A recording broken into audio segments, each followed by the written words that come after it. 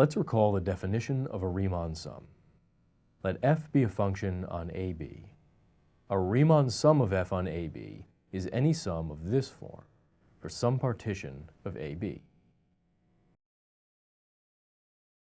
And remember that this amounts to adding areas of rectangles that approximate the area between the graph of the function and the x-axis.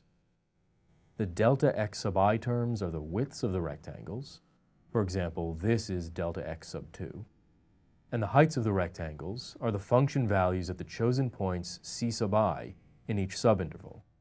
For example, this is c sub 3, and this is the point that determines the height of the third rectangle. One common way of choosing these points is to make them the left endpoints of the subintervals. Another is to make them the right endpoints. More useful for us conceptually, though, are these sums, which are determined by using the minimum and maximum values for the function on each interval. Notice that for this particular example, a lot of these points are left or right endpoints, but not all. Neither this one nor this one is an endpoint. The example on the left is a lower Riemann sum, and the example on the right is an upper Riemann sum, which we denote by L sub f of p and U sub f of p, respectively. To give these sums rigorous definitions, though, we need to move beyond simple minimum and maximum values. The infimum of a set S of real numbers is the largest number L, such that L is less than or equal to x for every x in S. For example, the infimum of the closed interval from 0 to 1 is 0. For another example, the infimum of the open interval from 0 to 1 is also 0. To see this, note first that 0 is certainly less than or equal to every number in this interval.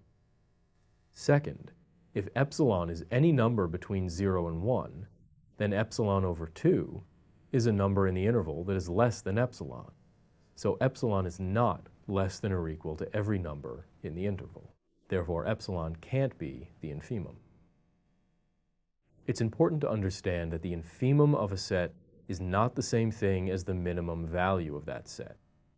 In fact, some sets that have no minimum value, such as the open interval from 0 to 1, nevertheless have an infimum. If a set has a minimum value, then that value is the infimum.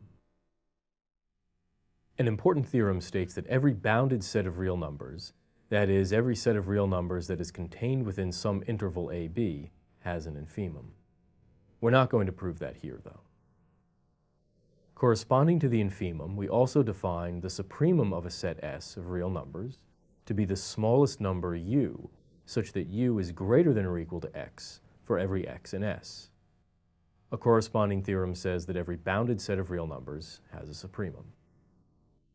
We can finally give a rigorous definition of a lower Riemann sum. Let f be a bounded function on AB. The lower Riemann sum of f associated to the partition x0, x1, all the way up to xn of AB is this sum, where L sub I is the infimum of the set of all output values of f of x on the interval from x sub I minus 1 to x sub I. Likewise, the upper Riemann sum of f associated to this partition is this sum, where U sub I is the supremum of this set. Let's close with a remark. If f of x is continuous on a closed interval from a to b, then the set of output values has a minimum value, not just an infimum, and likewise a maximum value, not just a supremum. However, by defining the upper and lower sums using infima and suprema instead of maxima and minima, we can define integrals of a much wider class of functions than we otherwise could.